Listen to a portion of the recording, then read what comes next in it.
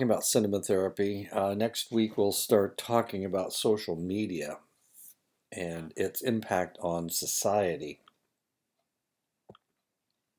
So let's go ahead and get started. I'm not sure what the chapter 4 is from, which book. In the first film, Homework Exercise, therapists should give thorough instructions. It is important to establish the therapeutic context with a brief rationale for using films in therapy, a description of why a particular film has been selected, and assurance that the exercise will be processed in therapy. The film I'm showing to the left is The House of Gucci. It's a film about a toxic family fighting for control of a fashion house. It's fairly brutal, and I guess you could use it in families that have a lot of problems, especially when they're fighting over money. The first assignment to normalize the exercise, reassure clients that film homework has been used with other clients and that results have been positive. And of course, the film to the left is The King's Speech about wait a minute, World War II King, King George, I think. He had a speech impediment and he had to learn to speak properly in order to give a speech over the radio. Provide a rationale for why a particular film is being assigned, what issues the film will address, why the film is being assigned now. This is the film to the left is the Hangover Part 2. The trio goes to Bangkok to help the individual um, that was that they ran into in Las Vegas. Um, I'm guessing that the reason that anyone would want to show this is because to show how strong friendships can be. Describe the characters that the client should note. What are some of the similarities between the client and character? Cold Souls is really kind of a fascinating movie. I've never seen it, but reading the description of it, it's about Paul Giamatti. And he is not only the actor in the movie, but he's also the individual that theoretically is being manipulated. Cold Souls has to do with being able to take a new technology is able to take your soul out of your body and only leave about 5%. And he's having problems with a part in a play, and he decides that he needs to take out most of his soul in order to give a better performance. And so he does that, and what he realizes is that without his soul, he has no emotion, he has no reaction to people. He's a cold individual. So I guess you could use this for someone who had problems showing emotions. They could see what it looks like when people confront you without displaying emotion. Discuss completely any scenes that might be problematic for the client, language, sexual situations, affairs, violence. Choose an alternate film if a client's concerns are not resolved. And of course, this is Jack Black's comedy movie, Nacho Libre, about professional wrestling in Mexico, strangely enough. And he does it for the money, and I can't remember. There was a reason why he was doing it. Assure the client that the exercise will be thoroughly processed in a debriefing session. Life, fascinating movie. I've never seen the movie, but when I read the synopsis, it's about a alien life form that is almost able to take over. It's able to take over the space station, and all of the space structures because it just keeps multiplying and it keeps devouring people. And it is about the sacrifices people make to save the earth. And in the end, well, I won't tell you what happens in the end. Suggestions for clients: keep notes, stop the film when you have an insight, think about how the film applies to your situation, replay important scenes. If you are watching with a partner, pause to discuss important aspects or agree to discuss them at the end. My wife and I watched, what did we watch last night? Wait a minute. The Perks of Being a Wallflower. Really kind of fascinating. And we kept talking back and forth as to why this would be a movie that you would want to use in cinema therapy. And I'm not sure we came up with an answer. It was fairly implausible. I felt that it was implausible since Emma Thompson's character was supposed to be 17 or 18 years old, and the male lead was supposed to be only 14 years old, and she was theoretically fell in love with him, and I don't know. Anyway, he was a freshman in high school. She's a senior going off to college. It seemed fairly implausible. Note characters you particularly like as well as ones you dislike. Make a note about why you dislike them. At the close of the film, write down the main points you want to discuss in therapy. The Girl Nobody Wants has to do with a girl that is born out of wedlock in Ireland. And she faces masses of abuse, of physical abuse and sexual abuse, mainly because she isn't. She has no status because since she was born out of wedlock. So her family abuses her. Eventually, she goes to an orphanage. She's abused in the orphanage because of her status. Um, the orphanage she goes to is a church orphanage, and they treat her as everybody else has treated her. She's the girl nobody wants. And the reason is because she has no legitimate relatives, and the church treats her very poorly. Clients are faced with a creative problem when given a film assignment by a therapist. They realize that the therapist believes the film is related to their problem. Although the therapist has made a suggestion about how they might connect to the film, the exact nature of that connection is up to them. So the assignment is a puzzle they will attempt to solve. And that is part of doing cinema therapy. Our working assumption is that clients will extract from the viewing that which is most important to them. Films are multifaceted and draw from clients those aspects that are most salient at a particular time. Dazed and Confused is a movie from 1976, from the 1970s. Actually, I think it was made in the 1990s. But it has many, many characters. It's a coming of age movie. So there are a lot of moving parts in this movie, and some of them are fairly negative, and some of them are relatively positive. But it's kind of like Fast Times at Ridgemont High, in that there are a lot of moving parts. And so what are we supposed to take from this? Probably the most famous person in Fast Times at Ridgemont High is Sean Penn's character, Spicoli, as weird as that may seem. And of course, he seems to be drugged out of his head most of the time. And Dazed and Confused is kind of the same way. This is Matthew McConaughey's first film, and in this film, Matthew McConaughey plays a 20-something-year-old that is still hanging around with high school kids that are graduating from high school, the seniors, and he's in his 20s, and it's kind of disgusting, I guess, is one way to say it. Kind of a negative character. This guy that can't break away from high school, even in his 20s.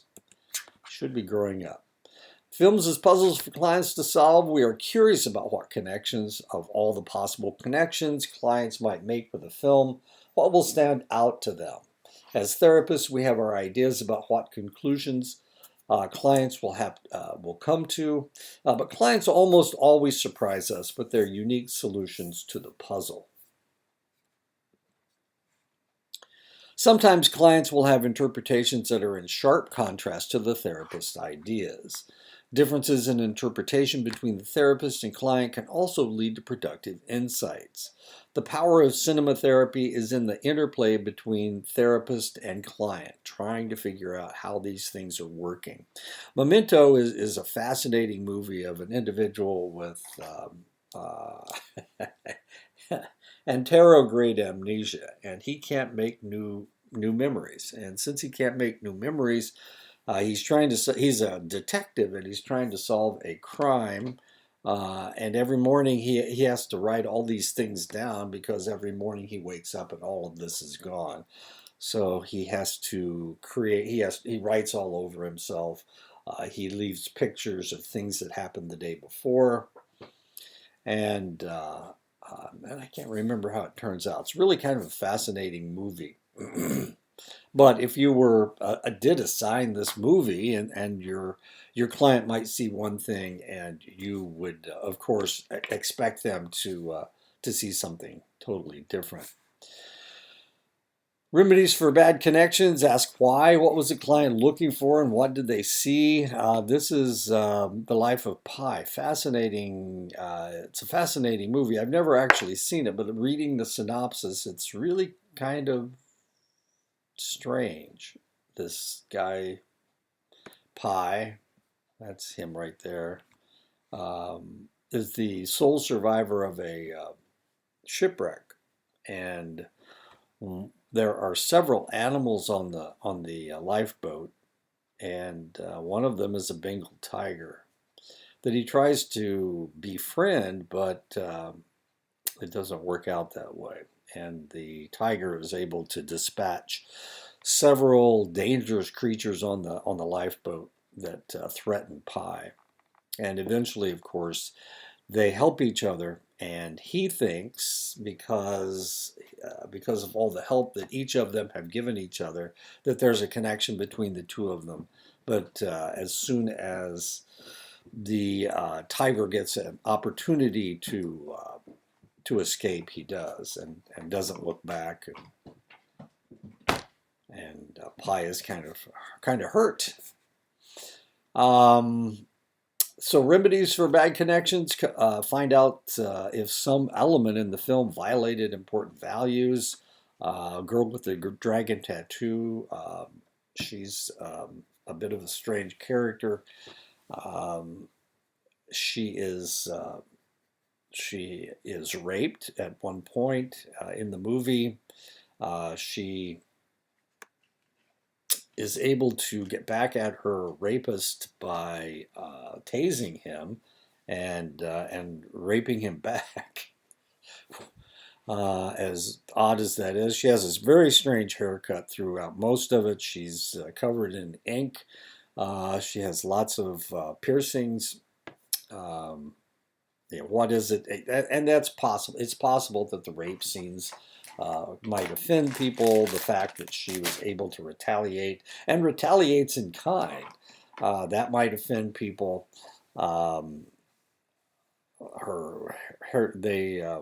They get revenge on a whole family. Daniel Craig's character. She and Daniel Craig's character. Daniel Craig and she form a partnership that becomes a sexual relationship that she thinks is ongoing. And at the end of the movie, Daniel Craig's character runs off with somebody else, and she leaves hurt. But we don't see her show any emotions throughout the whole film, and she takes it very badly that he's not madly in love with her, I guess. Ask how the story was different from their own experience. Explore the dissimilarities thoroughly. Precious, I hope nobody's ever had an experience like Precious. Precious was being raped by her father, and she gave birth to a child with Down syndrome, and then she got pregnant by him a second time. At the and of course her mother's right there, and not doing anything about it, and she's able to make a life for herself and bring her child along. Her mother uh, is jealous of her, of the fact that it looks like she's going to break out of her situation and leave her without, and her grandmother has her Down syndrome child, and in the end the father dies of AIDS, and she finds out that she has AIDS, but by this time she has found an avenue to survive, to allow her to survive. Her nickname is Precious, and in the end, she gets both of her children and one and goes into the big city to form a new life away from her mother, who has abused her all of her life and allowed her husband to abuse her as well. Consider denial as a possibility. If the client is strongly averse to a character the therapist had suggested as a possible match, does the client dislike arise from a mistaken identity or from too close an identity? Gardens of the Night is really a fascinating movie, I guess. I haven't really seen it, but reading the synopsis of it, this individual, the female is a 12-year-old, and she is taken away by people that work for her father, and she joins. They sexually abuse her, but they were also sexually abusing a male that's about her age. And they run away with both of these kids, telling them, of course, that their parents have died. So the only possibility they have of survival is to stay with them. Eventually, of course, they um, turn them into prostitutes, and the men disappear, and so here are these underage children on the streets of Hollywood trying to survive. And the boy falls in love with the girl, and eventually someone discovers that she's actually missing, and her parents are still alive. So they take her back home. They take her back to her family. And, happy ending, happy ending, happy ending. Nope, doesn't work out that way. She cannot live. She's lived for such a long time on the streets that she can't fathom living in that situation. And she leaves again for the streets. And she starts looking for the boy. Who is actually in love with her, but she didn't recognize it. So she starts wandering the streets looking for her boyfriend, or the individual that would be her boyfriend, I guess. Strange movie. Look for the basic differences in perception. If the film appeared useful to the therapist but the client didn't agree, review the client's main concerns as well as the therapy objectives. Perhaps this disagreement points to more fundamental ones. This is Goldie Hawn and Amy Schumer. Amy Schumer is supposed to be Goldie Hawn's daughter. They, for some reason, they go down to South America, and they get uh, involved in some kind of a drug deal. And so they have to escape and they have to get along, and they've never been able to get along. Amy Schumer's character ducks her mother because her mother's so needy and her mother is so controlling. Um, and of course, it has to do with the two of them finding a connection between them uh, by surviving in this really hostile environment. Have the client suggest another film because the film I assigned doesn't describe your situation. Let's talk about one you've seen that might. The Uninvited. I'm trying to think what that one is. I read about it, but I don't remember what it is. Okay, well, I don't remember. Cinema therapy builds on previous assignments, addressing concerns as they arise in ongoing therapy. Clients who have a good experience with an initial film will be eager to receive new film assignments that correspond specifically to emerging issues. Therapists should assign follow-up films that target through a character or a theme, an issue that has become central in therapy. Clients in cinema therapy will begin looking for films that address their problems and will share their discoveries with their therapist. Because of the ownership involved, these films can have more of an impact than films the therapist suggests. Group therapy, I couldn't find anything out about group therapy. I'm not exactly sure this is a movie. This may be, I don't know what it is. When therapists conduct follow-up discussions with clients, they begin with open-ended questions that reflect their curiosity about a client's impression of the film. What did you find useful? How did the film strike them? Any value with someone in your situation? Phoebe in Wonderland is really kind of a fascinating movie. I read the synopsis, of course. Phoebe has problems. She probably has what we used to refer to as Asperger's syndrome, and she's obsessive compulsive. But her parents don't recognize it, so they send her to school, and she starts having problems in school that they don't understand because they think she's perfectly normal. She wants to be an actress. She decides she wants to be an actress, so she tries out for a play, and the play is Alice in Wonderland, and she wins the part of Alice, if I remember correctly. She and she has problems. She's such a perfectionist that she has problems dealing with imperfection, with her own imperfection, not someone else's imperfection. So eventually, the director starts channeling Phoebe because Phoebe wants perfection, and of course, a perfect play would be a perfect play. And eventually, the director is fired, but Phoebe talks all the cast into continuing the play without the director, with her as a director, I believe.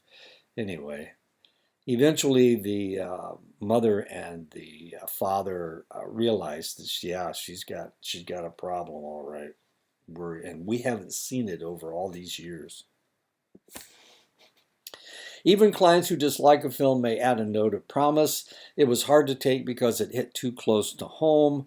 Most film assignments should be followed by therapeutic conversation for maximum effect.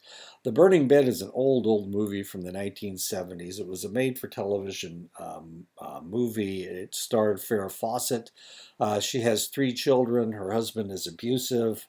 And one night he beats her and starts threatening the children. And that night she decides that she can't live with him anymore. So during the night, he gets drunk and passes out on the bed. And that night she pours kerosene around the bed and lights it on fire and leaves the house with her children. And of course, she's arrested. And the question is, will she be charged with murder? And the answer is yes, she will be charged with murder, and that is the uh, idea of the film is that she shouldn't have been charged with murder because she was just protecting herself and her children, and that's the movie. The therapeutic rule that therapists give credit for positive changes to clients also applies to cinema therapy. If clients watch films and their lives improve, film discussion is elective. Um, A Parentis Parents is a movie about two individuals that can't have children, so they decide to adopt. And what they do is they adopt a family of three children. The oldest daughter, this young lady right here, is 14, and he's 10, and she's 7. These two get along with the parents. They don't really adopt them. They foster them, and then they suggest that they need to adopt them. The 14-year-old is trying to manipulate the situation so that she can go out with her friends. So when they realize they catch her sexting her boyfriend. Remember, she's only 14 years old. They catch her sexting her boyfriend, and so they take her phone away from her. And at that point, she realizes, well, if they actually do adopt, this is a good situation for my brother and my sister, but if they adopt me, then they're going to be very strict, and I won't be able to be with my boyfriend. So what she does is she finds her drugged out mother, and she talks her into who is going through therapy, and she talks her into trying to get the children back because she wants the freedom of that her mother would give her, since her mother is a mess. And so that's the second part of the movie is them trying to decide whether they really want to put forth the effort to adopt the three children, because it's a package deal. They can't break them up at this point. But of course, the courts say that the mother has first rights to the children, and on the day that they're supposed to go to court, the mother relapses, and so they get the children in the end. A character that therapists believe will appeal to clients is not always a character with whom the client identifies. The therapist should start follow-up conversations by focusing on the character with whom a client has identified, which may represent the self-concept. Wind River, of course, is about the Wind River Indian Reservation. It's a Arapaho reservation in Wyoming. And in the movie, they find a young lady half naked and dead, frozen to death in the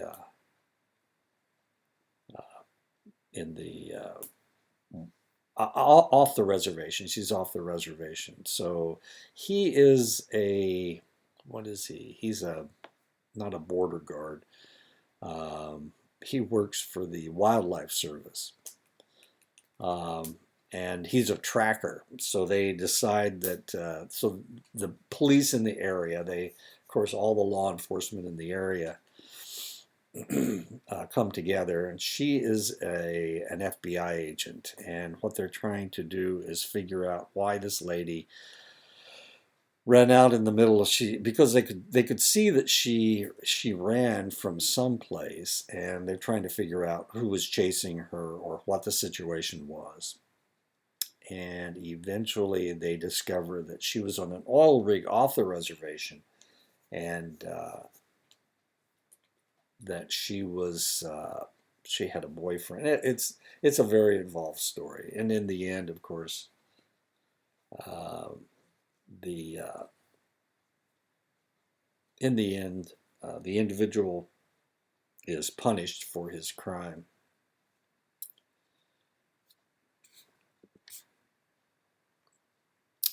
Integrating the story into therapy, although the therapist takes the client's response as a starting point, the therapist may find it productive to create a dialogue between other film characters and the client. The Deadlands is about New Zealand, and these are Maoris. They are members of a Maori tribe, a group of Maoris, and they're trying to punish a group that has come in, another tribe that has come in.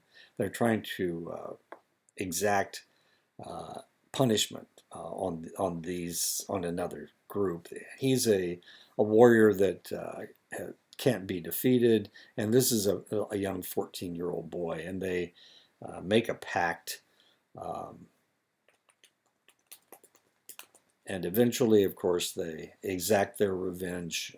These individuals have gone into the Deadlands, this hunting area in between different groups that people have agreed that no one will go into. And this third tribe has gone into that area and is using it to attack the other groups. So the undefeatable warrior goes in and takes care of the situation. And the leader of the group, of course, is trying to kill the young boy because he is was the son of the chief of another tribe. And eventually, of course, good triumphs over evil.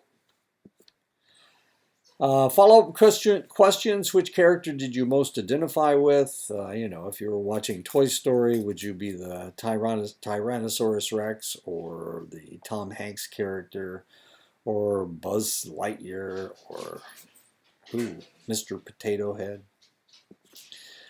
In what ways was that character similar to or different from you? And of course, if it was Buzz Lightyear, and I've actually seen this movie. I've seen them all. I've seen all the Toy Story movies, I think. I've even seen Buzz Lightyear. So if it was Buzz Lightyear, what is it about Buzz Lightyear that is similar to you? What attitudes would you like to take from that character? What aspects of that character would you avoid? And of course, this is the third Lightyear movie.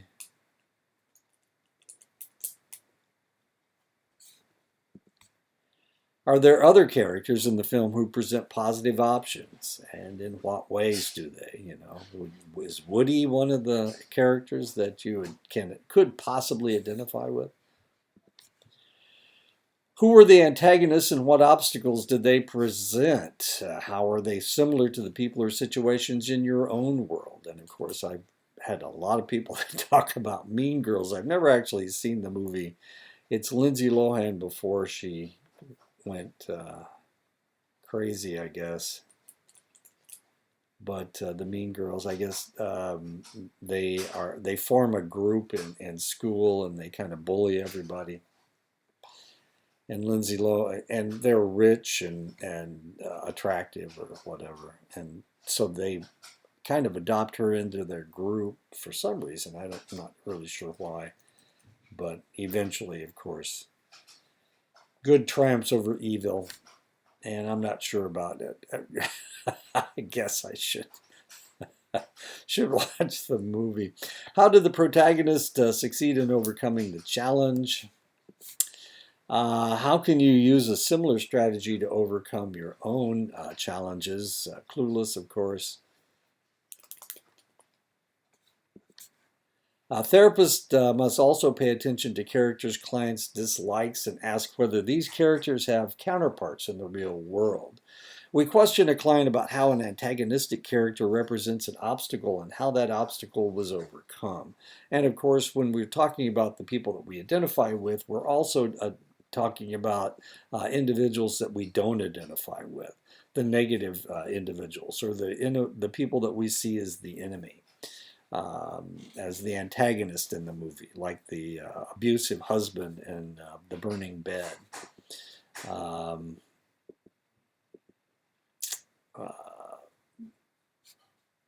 the men who capture the young lady and the young boy. Oops. So talking about the people they identify with is important, but also talking about the negative people is important as well. Crazy Stupid Love is about Steve Carell's character and Juliana Moore are their husband and wife, and eventually she decides that there's their relationship isn't going anywhere, and they need to. I think that's the way it works. So they need to.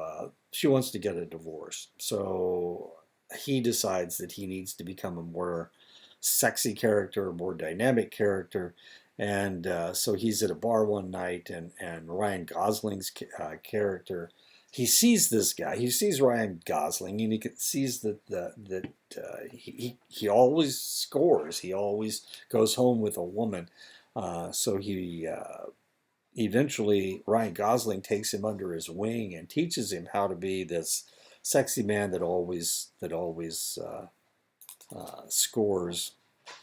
Emma Stone is Steve Carell's daughter, and by golly, uh, so the two of them go out and I don't know what you would call it, but they go out and whatnot. And Kevin Bacon's character has always chased Julianne Moore, and so eventually he once they break up, once Steve Carell and Julianne Moore break up, then he starts pursuing her even more. Ryan Gosling and Steve Carell are out having a wonderful time. All of a sudden, Ryan Gosling's character meets Emma Stone's character, and they fall in love. And then when Steve Carell realizes that Ryan Gosling is, this male slut is his daughter's boyfriend, he goes berserk. That's at the end of the movie. Anyway, everybody gets back together with who they need to get back together with, and they all live happily ever after. Um, yeah. Have the client listed adjectives that describe how characters solve the central problem.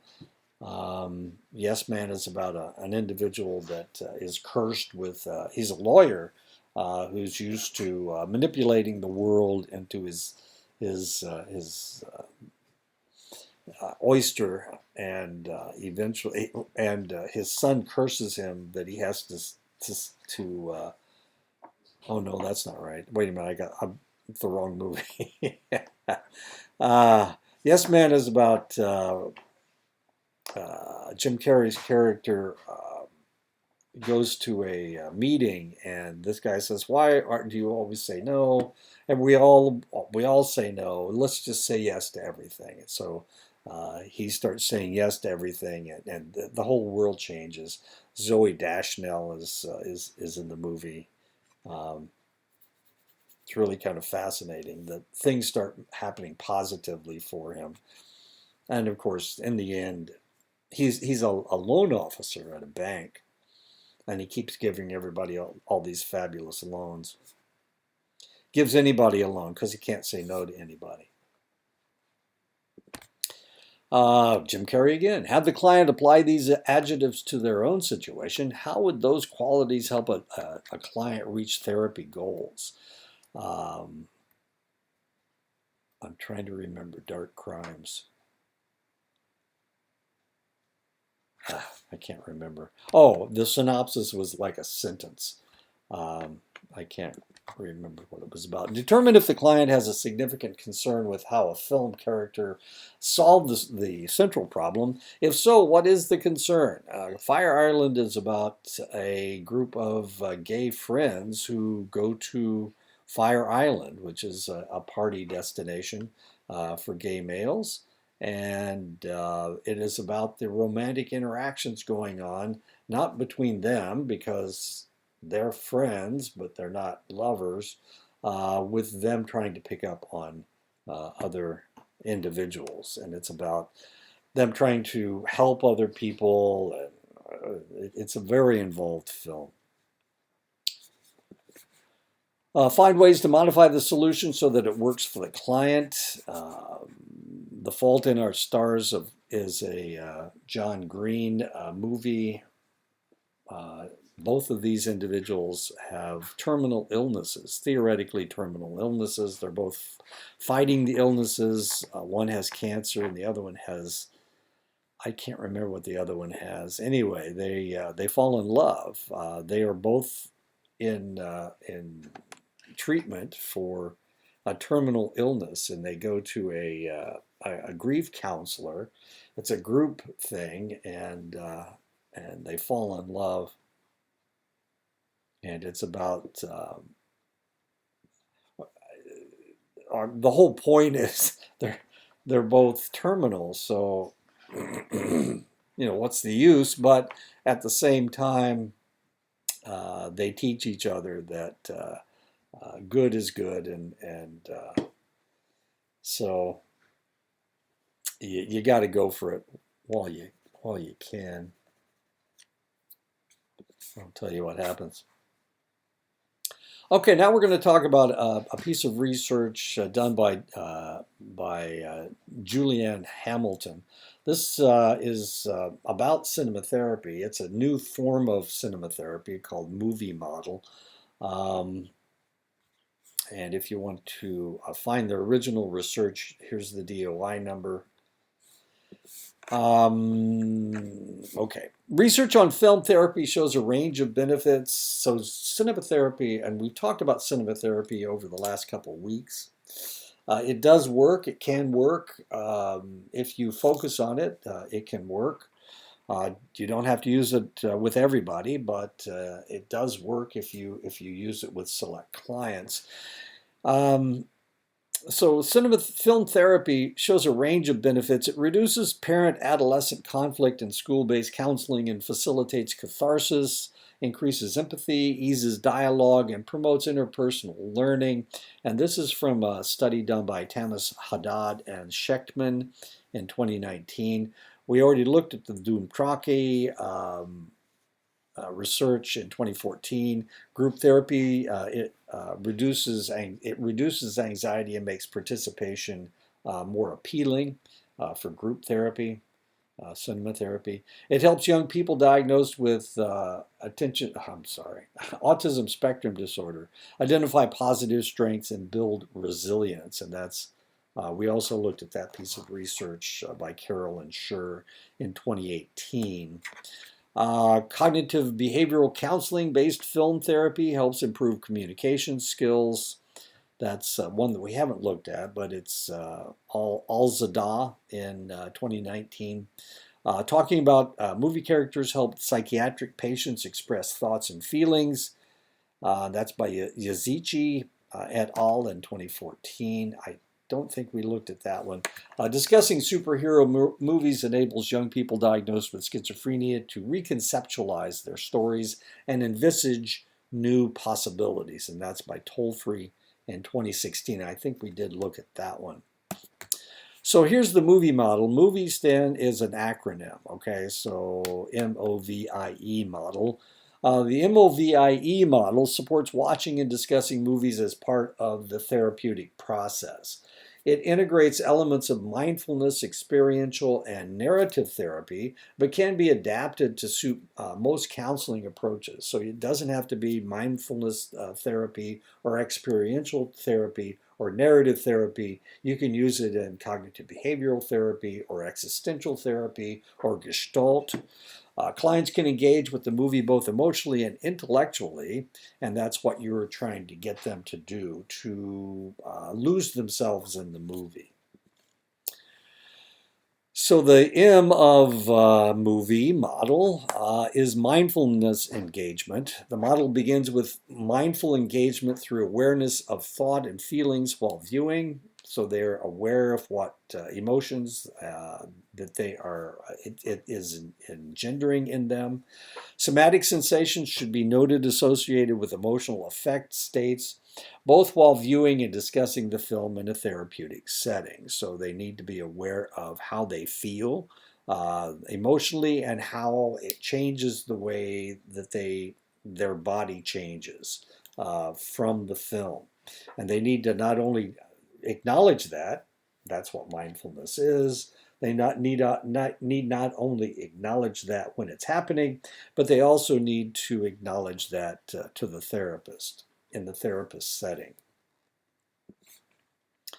The O of movie model, observing responses, observe reactions to the movie with curiosity and not judgment. Visceral responses while viewing or discussing the movie should be noted. If necessary, the client should practice safe place grounding, counting and breathing techniques so they don't have a traumatic event due to the subject of the movie. If they're having too visceral a reaction, they need to note that, and if it gets too strong, then they need to turn the movie off. The V in movie is voicing experience, voicing, naming, and acknowledging feelings that were experienced while watching the movie can begin the therapeutic process.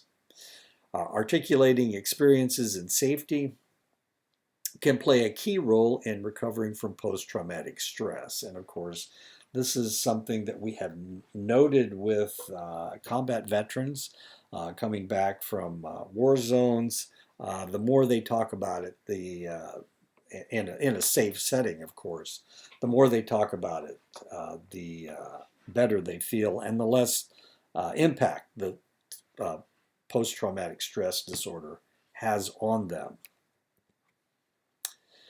The I stands for identifying personal relevance. The therapist must help the client facilitate a sense of making links between the movie and their life experiences. Clients can restructure and transform their own life scripts through identification with movie characters and themes. So there you go. And she's identifying with Wonder Woman. Exploring new possibilities, that's the E in movie. Therapists can facilitate helping the client reauthor their personal stories, help them develop coping strategies, and draw out learning from the movie to take forward.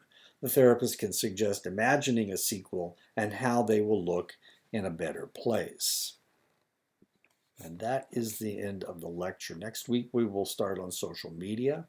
I may start with the book Irresistible, but we might talk about cyberbullying first. I'll have to decide next week.